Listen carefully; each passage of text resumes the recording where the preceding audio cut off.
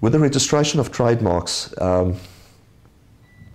think it's very important for people to realize that the system and the process used in South Africa is almost a universal process that has been adopted throughout the world. So, you know, for example, South Africa will work, as with most other countries in the world, with an international classification of goods and services. Now, this classification consists of 45 classes, which divide goods into classes from 1 to 34, and then classes 35 to 45 would be your service classes. Now,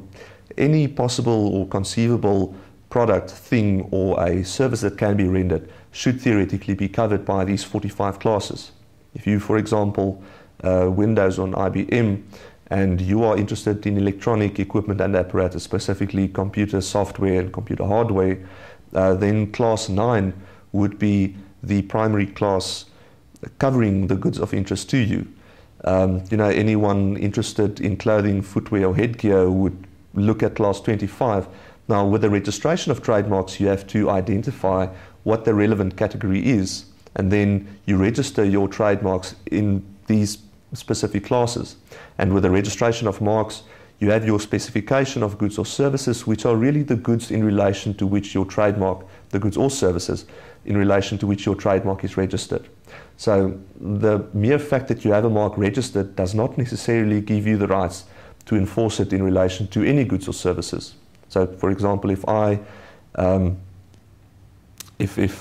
the stationery industry, which would, for all intents and purposes, be covered by class 16 for printed matter, stationery, paintbrushes, things to write with, then you know, the rights which I have in my name would not necessarily enable me to stop someone from using that name in relation to fertilizer, which is goods,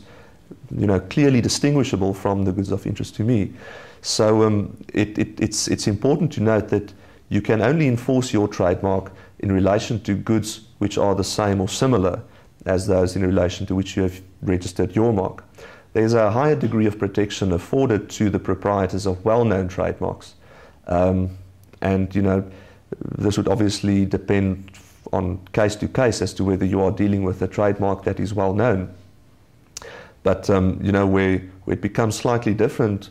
working with well-known trademarks, the protection which you are afforded goes wider in the sense that, you know, if you can show that your trademark is registered in South Africa and that it's well known, in the sense that a substantial number of people interested in that specific industry or sector in which your goods or services fall, then,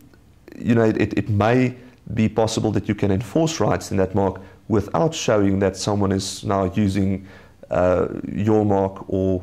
anything confusingly similar thereto in relation to goods which are the same or similar to those in relation to which your mark is registered.